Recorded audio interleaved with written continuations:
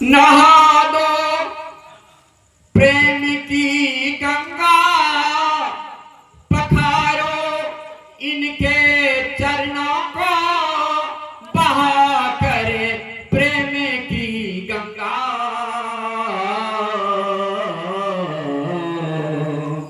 पखारो इनके चरणों को, बहा करे प्रेम की गंगा, बहा करे प्रेम की गंगा। बहा दो बिछा दो अपनी पलकों को, बिछा दो अपनी पलकों को, मेरे सरकार आए हैं। बिछा दो अपनी पलकों को, मेरे सरकार आए हैं। या कर फिर नहीं जाना मेरी इस सूनी दुनिया से, आकर फिर नहीं जाना मेरी इस सूनी दुनिया से, मेरी इस सूनी दुनिया से। कहूँ हर दिन सबसे मेरे सरकार आए हैं, कहूँ हरदम यही सबसे मेरे सरकार आए हैं।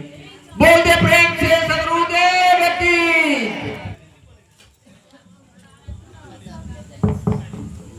बोलिए प्रेम से सदगुरुदेव की जय, सदगुरुदेव की जय। बहुत अच्छे शब्दों को हम लोग श्रवण कर रहे थे। प्रसन्न है, ऐसा खाना खाता हूँ वैसा तुम्हें खिलाऊंगा, जैसे भवनों में मैं रहता हूँ वैसे भवन में सुलाऊंगा। पहरेदार तुम्हारा पहरा करेगा और मैं पहरेदार तुम्हारा पहरा करेगा। सोता हूँ। बोले सदगुरुदेव की जय, छत्तीसगढ़ सरकार की जय, छत्तीसगढ़ सरकार की जय, सुनीता साहेब की जय। बोले सदगुरुदेव की जय। अब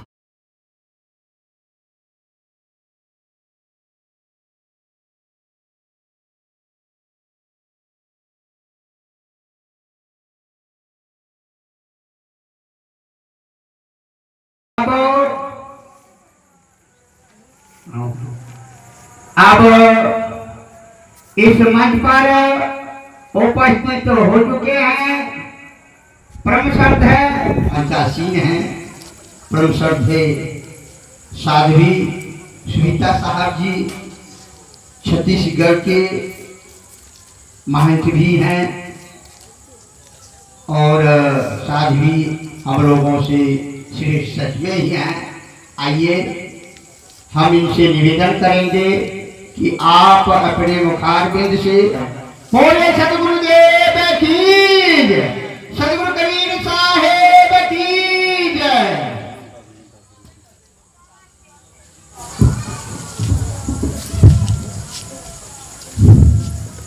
बोलिए सदगुरु कबीर साहेब की। मैं कुछ कहूँ उसके पूर्व आश्रम के गेट के पास जो भाई खड़े हुए हैं उन सबसे करबद्ध निवेदन करती हूँ कि आकर आप अपना स्थान ग्रहण करें।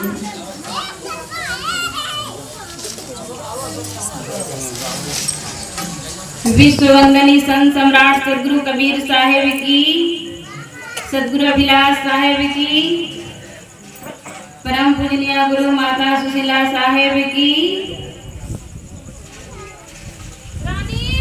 कबीर नामं परमं पुनीतं, युग युग ना एको मिनट में हटा देबो हमरा बात मतलब आप बता हम की करें।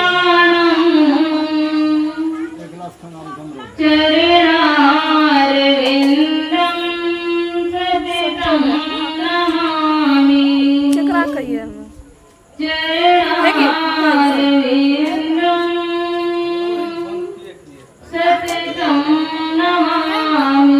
ऐसा करके खाली माल पकड़ने रहो, कुछ नहीं करिए ठीक।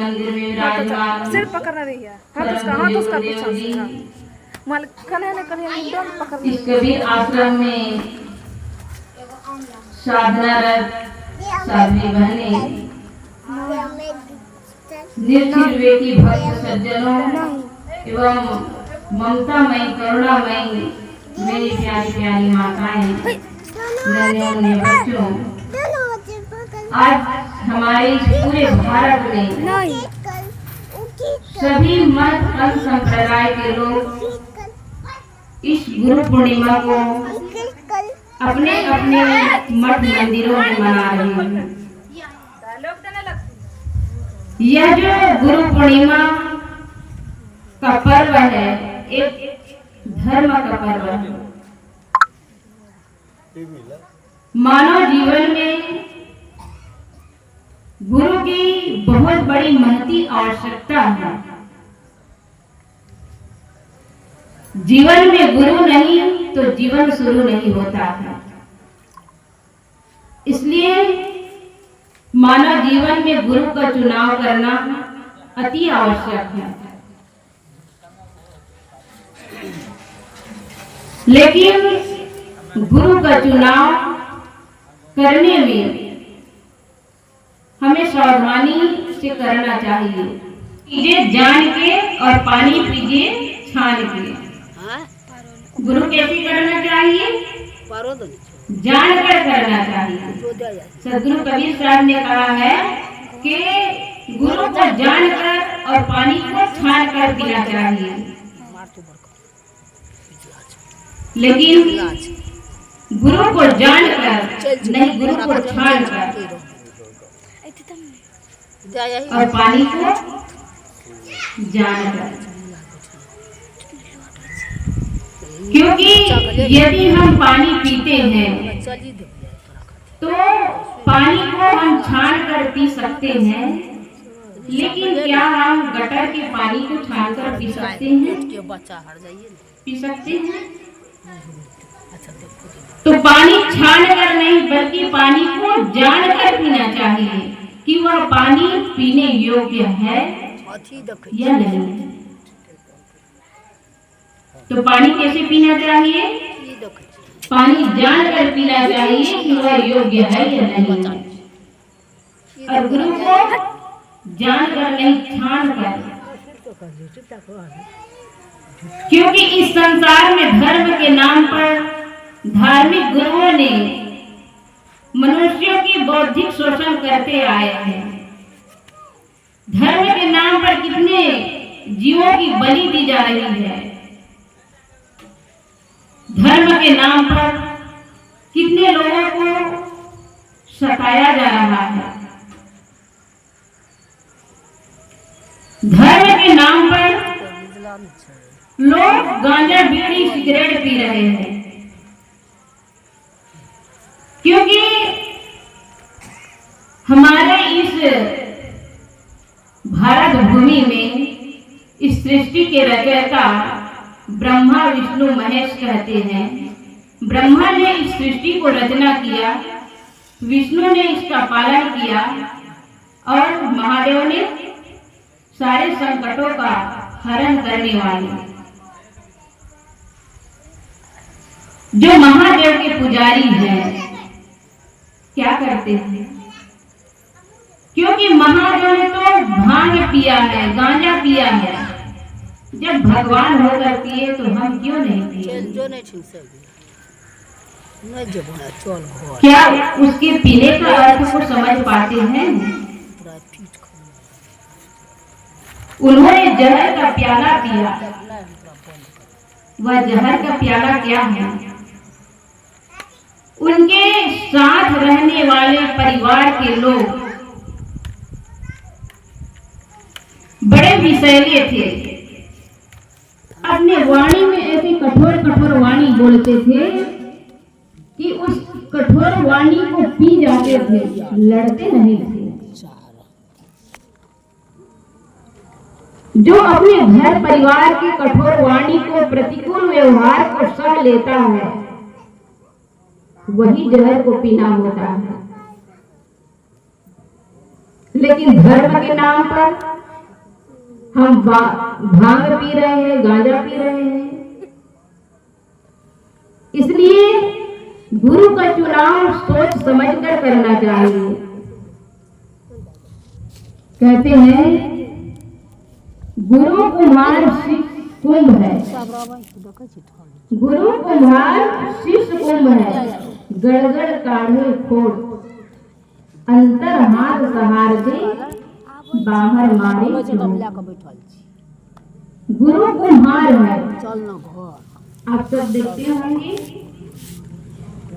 कुम्हार घड़ा जब बनाता है तो उस घड़े को बनाने के समय अंदर से सहारा देता है और बाहर से उसको ठोकता है, पीटता है।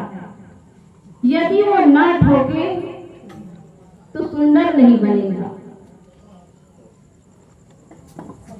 और ठोकते हैं और सहारा ना दे तो टूट जाएगा।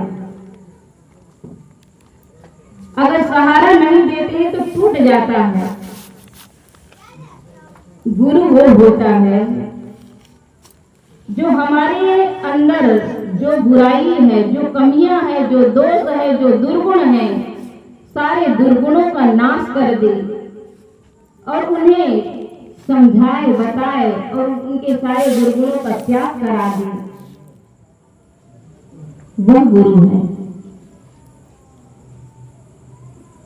आज धर्म के नाम पर भटकाव इतना है, इसलिए सोच समझकर चुनाव करें। गुरु परंपरा में आज इस गुरु पूर्णिमा में चरित्र की पूजा की जाती है, शरीर की पूजा नहीं होती है।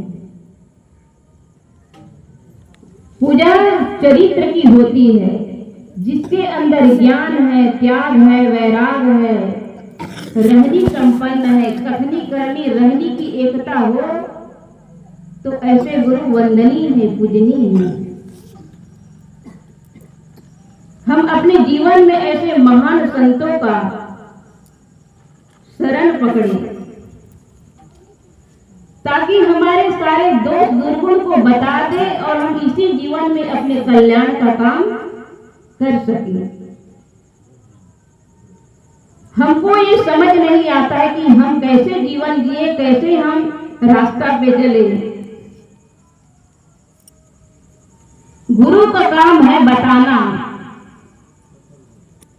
विजय में कहा गया है, गुरु बिचारा क्या करे, शिष्य माहे चूप, भावे क्यों परमोदिए, बात बजाए। गुरु बिचारा क्या कर सकता है, वो राह बता सकता है कि बेटा यह चलना सही रास्ता है और यह गलत है। झूठ बोलना, चोरी करना, हत्या करना ये पाप का रास्ता है।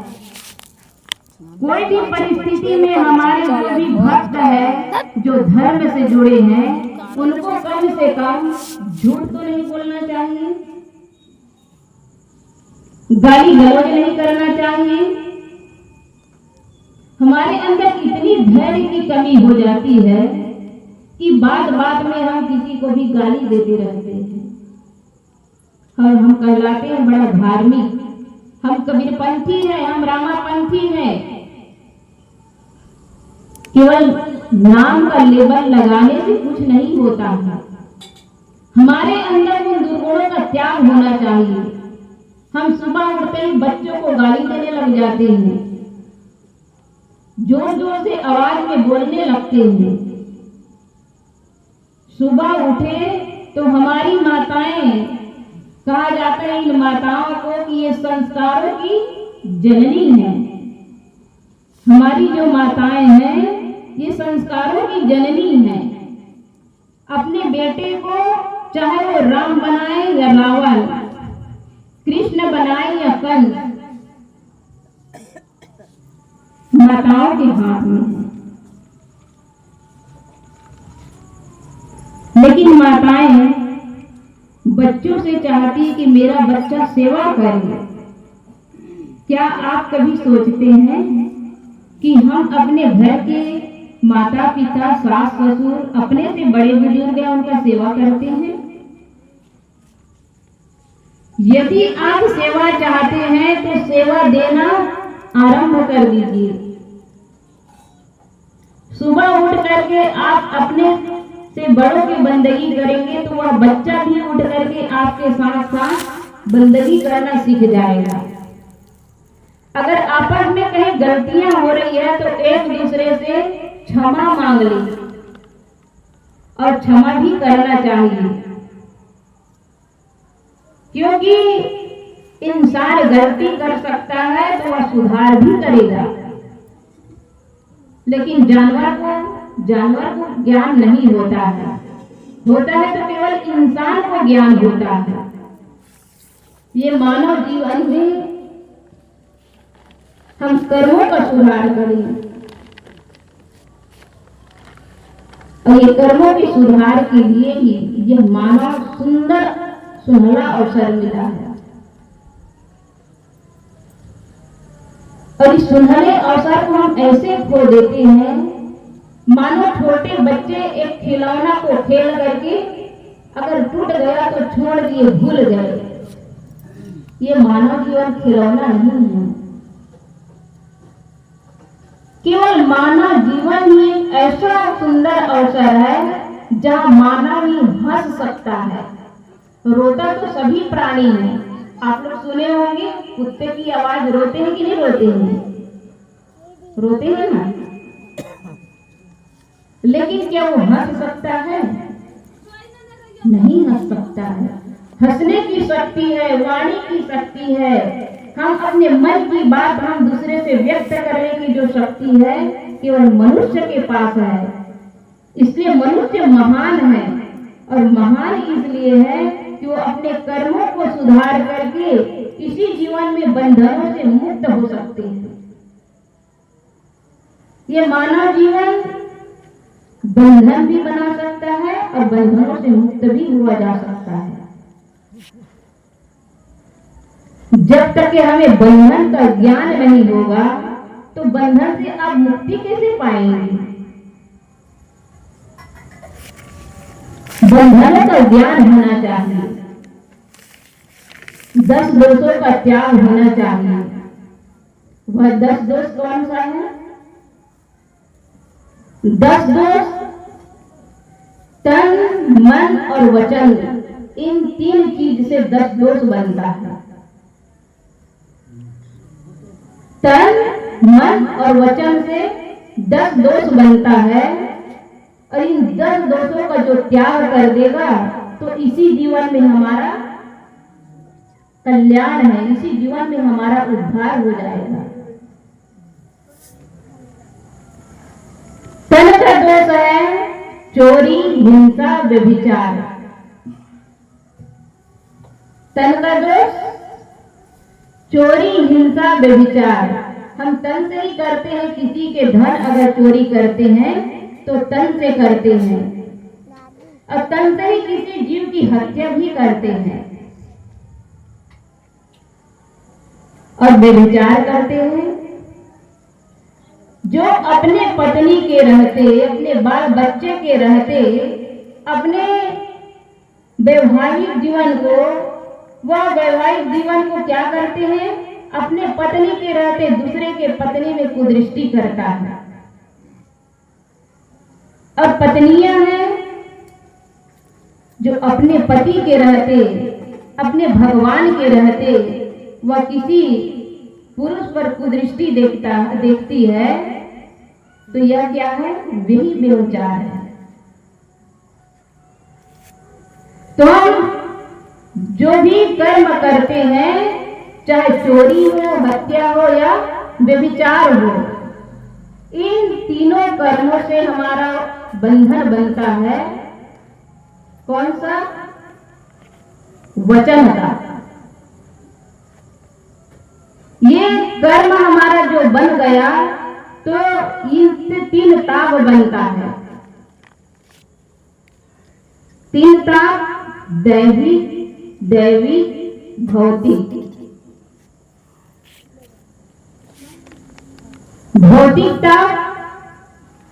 भौतिक ताप से हमारा 3 ताप से गुजर कर ही हम सबका शरीर छूटता है।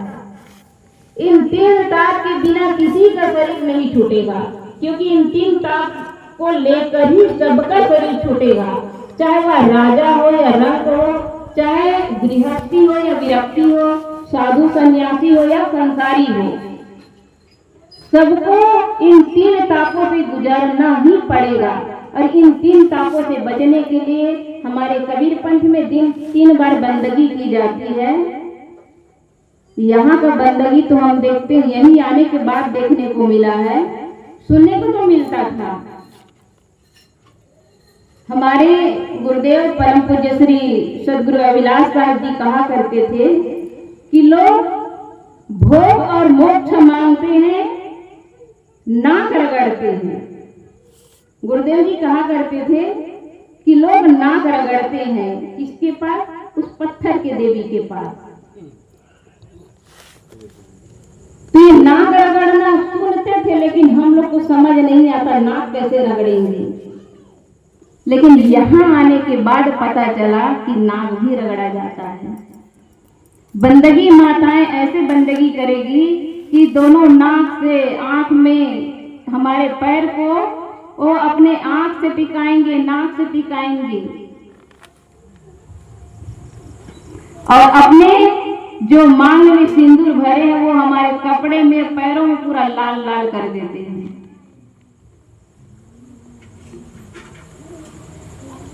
ये नाक रगड़ने की बात नहीं है। बंदगी करिए, गुरु जी से, अपने इष्ट है, अपने गुरु है, उनसे बंदगी 3 बार करना चाहिए। और 3 बार बंदगी का मतलब होता है 3 ताप से बचने के लिए गुरुदेव से निवेदन करते हैं। और 3 बार बंदगी इस तरह किया जाता है, इस तरह करके 3 बार बंदगी और गुरु के चरणों में बंदगी किया जाता है। वह 3 ताप है, दैविक, दैविक, भौतिक ताप। दैविक ताप है थोड़ा फूंसी हमारे शरीर में जो रोग व्याधि बन जाता है, वह दैहिक ताप है। और वह दैहिक ताप कैसे बनता है? अपने ही कर्मों से। हम किसी के लिए ईर्ष्या, क्रोध, मान, छल करते हैं। ये ईर्ष्या, क्रोध जो अंदर अंदर करते हैं वही फोड़ा बन के निकल जाता है, वही रोग व्याधि, भयंकर रोग व्याधि बन के आता है। और हमको लगता है कि हम जो भी कर रहे हैं कोई सुन नहीं रहा है। एक की बात हम दूसरे से कहेंगे, दूसरे की बात तीसरे से कहेंगे। ये ईर्ष्या, क्रोध नहीं करना चाहिए। तो ईर्ष्या, क्रोध, मान, छल ये मन का दोष है, हम मन से ही करते हैं। और गाली, निंदा, झूठ ये वचन का दोष है। वचन का दोष कौन सा है? गाली, निंदा, झूठ। कभी भी हम किसी को गाली न दे, झूठ न बोले। एक बार एक माता अपने पति से शिकायत करने लगी कि मेरे सौतन के जो बेटियां हैं वो इतनी खराब है कि वह मेरे 2 बेटियां हैं, उन बेटियों को देख करके वो गाली दे रही थी। क्योंकि वह जो अपने सौतन की बेटी को अपने पति से कहने लगी, क्योंकि सौतन में दाह होता है, जलन होती है। ये जलन क्यों होती है? क्योंकि एक दूसरे को वो बढ़ते हुए या सुख से या प्रेम से या खुशहाली उसकी देखी नहीं जाती है। लेकिन किसी सुखी व्यक्ति को देखकर खुश हो जाते हैं तो समझना आपको जीवन जीने की कला आ गया। और दुखी व्यक्ति को देखकर आपके मन द्रवित हो गया। संवेदनशील है जो व्यक्ति वह व्यक्ति मानव कहलाने लायक है, क्योंकि दूसरे के दर्द को, दूसरे के दुख को, पीड़ा को अपना दर्द समझ ले, वही इंसान है। तो उसको जलन होने लगी और वह कहने लगी कि हम उस गांव में गए थे, कुछ फंक्शन था, उस फंक्शन में वो माता गई और वहाँ उनकी जो सौतन की बेटियां थी वो अपने बहनों को देखकर बड़ी खुशी हो रही थी। कितनी सुंदर सुंदर प्यारी प्यारी बच्चे हैं, लगता है इसको गोद में ले ले, खिला ले। उनको देखकर बड़ी हर्षित हो रही थी, क्योंकि वो लोग साधु संतों से जुड़े हुए थे। जलन नाम की कोई चीज नहीं, बल्कि बड़ी खुशी हो रही थी। लेकिन उनकी सौतन, खाने पीने वाली, जिनको न वाणी में संयम, बोलने में संयम, जैसे तैसे जीवन जीने वाली, और वह जब उस फंक्शन से वापस अपने घर गई और घर जाते ही अपने पति से शिकायत करने लगी कि आपकी जो 2 बेटियां हैं वो दोनों गाड़ने लायक है। वो तो मुझे बहुत गाली देती थी, आपकी जो बेटियां हैं मुझे देख देख के बहुत गाली देती थी। उनके जो पति है समझ गए, क्योंकि वो जानते थे कभी कभी इंसान अपने बुरी आदत से ऐसे लाचार हो जाते हैं कि अच्छी चीजों का त्याग नहीं कर पाते और गलत लोगों के साथ में वो जीवन बिताने लगते हैं। लेकिन जानते हैं कि अच्छी चीज को त्याग करने में उनकी कितनी पीड़ा हो रही है, लेकिन पुनः पा भी नहीं सकते हैं। जो अच्छे लोग होते हैं एक बार चले जाते तो दोबारा लौट के नहीं आते हैं, समझ जाते हैं कि ये मेरे लायक नहीं है। वह उनके पति जानते थे कि ये जो मेरी पत्नी शिकायत कर रही है, मेरे बच्चे वैसे नहीं है और गलत लोगों के साथ में वो जीवन बिताने लगते हैं। लेकिन जानते हैं कि अच्छी चीज को त्याग करने में उनकी कितनी पीड़ा हो रही है, लेकिन पुनः पा भी नहीं सकते हैं। जो अच्छे लोग होते हैं एक बार चले जाते तो दोबारा लौट के नहीं आते हैं, समझ जाते हैं कि ये मेरे लायक नहीं है। वह उनके पति जानते थे कि ये जो मेरी पत्नी शिकायत कर रही है, मेरे बच्चे वैसे नहीं है, उड़ गए तो इसी जीवन में हमारा कल्याण हो सकता है, चाहे वो नर हो या नारी। इसी जीवन में हम अपना कल्याण का काम करें तो ये सदगुरु जो होते हैं हमें सच्चे मार्ग पर ले जाने वाले होते हैं। और हम लोग को राह तो दिखा दिए, गुरु राह दिखा दिए, लेकिन चलना हमको है। इंजीनियर रोड बना देता है, बनाते हैं कि नहीं? इंजीनियर रोड बनाता है, लेकिन इंसान कहे कि ये तो हम भारत में, ये स्वतंत्र भारत में हम स्वतंत्र नागरिक हैं, चाहे हम दायां चले या बाएं चले, क्योंकि गुरु नियम बताता है और नियम के अनुसार अगर चलते हैं तो सच्चा भगवान वही है। और हम नियम के पालन करते हैं तो मानो हमारे साथ गुरु हमारे पास ना होते हुए भी गुरु के नियम हमारे लिए भगवान स्वरूप है। और नियमों को पालन करते हुए अपने इंद्रियों को संयमित की ओर लगाते हुए गुरु भक्ति में मन लगा कर रहे। और ज्यादा ना कहते हुए अपने वाणी को यहीं पर विराम देती हूँ। और विराम देने के पूर्व हमारी साध्वी बहनों को हृदय से धन्यवाद देती हूँ।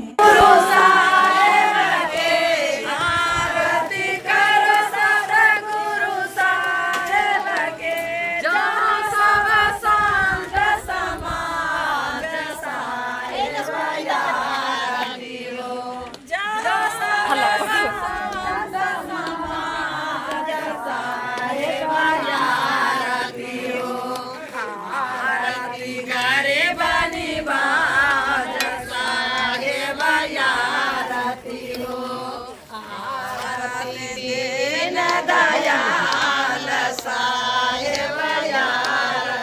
किशोर भाई अंदर में नहीं छे।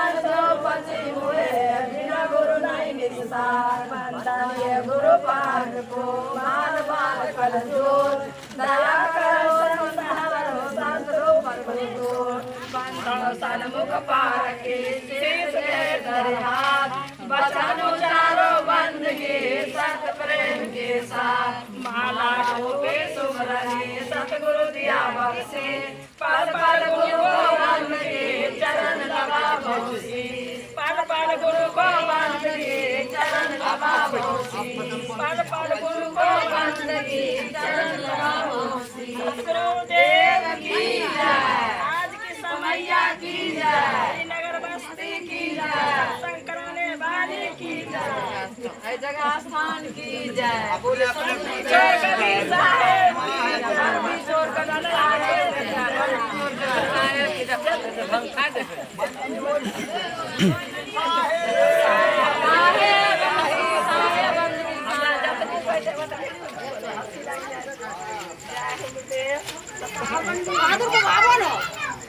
ठीक है, ये ठीक है।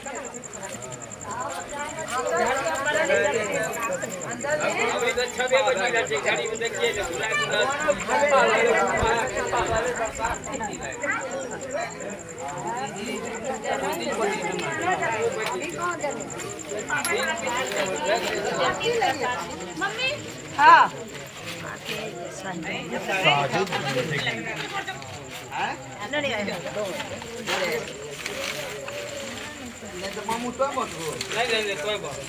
भगवान ने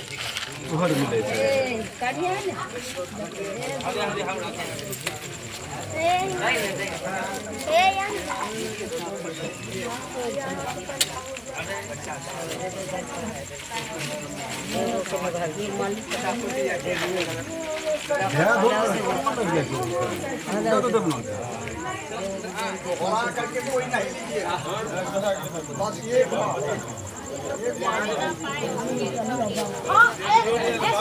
सवारी प्रसाद दे लीजिएगा